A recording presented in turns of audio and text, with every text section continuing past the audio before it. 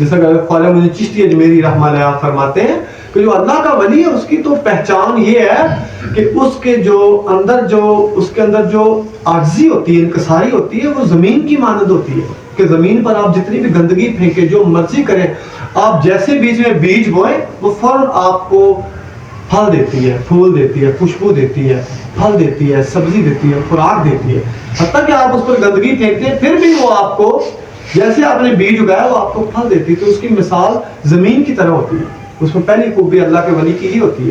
اور دوسری آپ نے فرمائی اس کے اندر جو اس کے جو قلب ہے، قلب کے اندر جو اس کی جو وسعت ہوتی ہے مخلوقات کے لیے، وہ جو ہے وہ سمندر کی طرح ہوتی ہے جس کی کوئی حد نہیں. سمندر کی طرح اس کے اندر گہرائی ہوتی ہے، اس کی وسعت ہوتی ہے، اس کے قلب کے اندر سارے سما جاتے ہیں. لوگوں کے عیب، ان کے نقصانات، ان کی غلطیاں، ان کی کوتاہیاں، ان کے عیبوں پر وہ پردہ ڈالتے ہیں اور ان کے سارے عیب وہ اپنے اندر جذب کر لیتے ہیں. یہ ان کی شان ہوتی ہے ان کے قلب کی.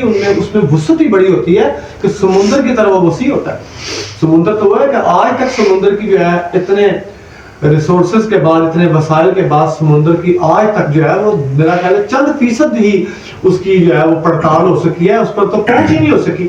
سمندر کے کتنے حصے ہیں، ہر روز ایک نئی مچھلی، ایک نیا جو ہے جاندار دریافت کر کے اس کا نیا نام رکھتے ہیں. وہ نئی قسم ہوتی ہے، ہر روز کوئی نئی ان کو مل جاتی ہے. ہر روز کوئی نیا حصہ سمندر کا ان کو تلاش وہ کر لیتے ہیں اور وہ ان کے لیے حیران کن ہوتا ہے.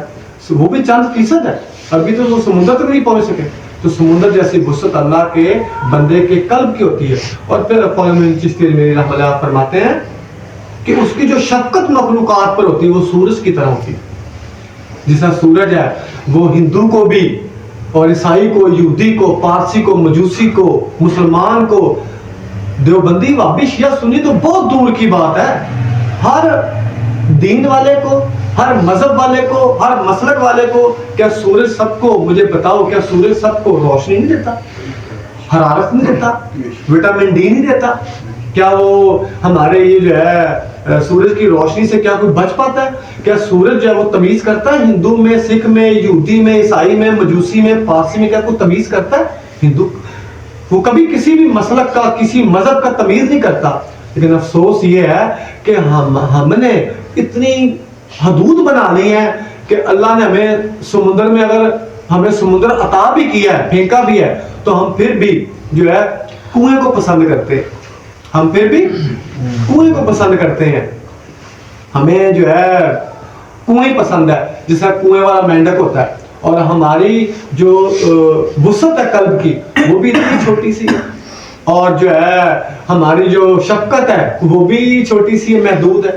ہماری جو سوچ ہے وہ بھی محدود ہے. ہماری عاجزی انکساری بھی محدود ہے.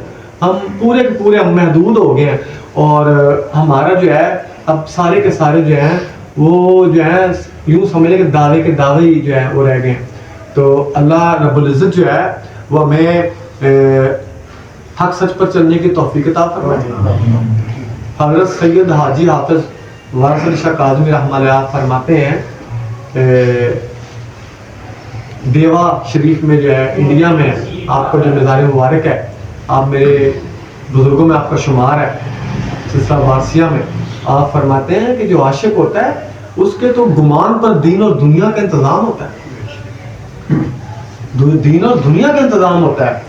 اور داتا گنج بخش علی جویری رحمہ اللہ آپ فرماتے ہیں کہ عاشق جو ہے اگر اللہ کا وہ عاشق ہے تو وہ کبھی بھی رہندہ درگاہ نہیں ہوتا.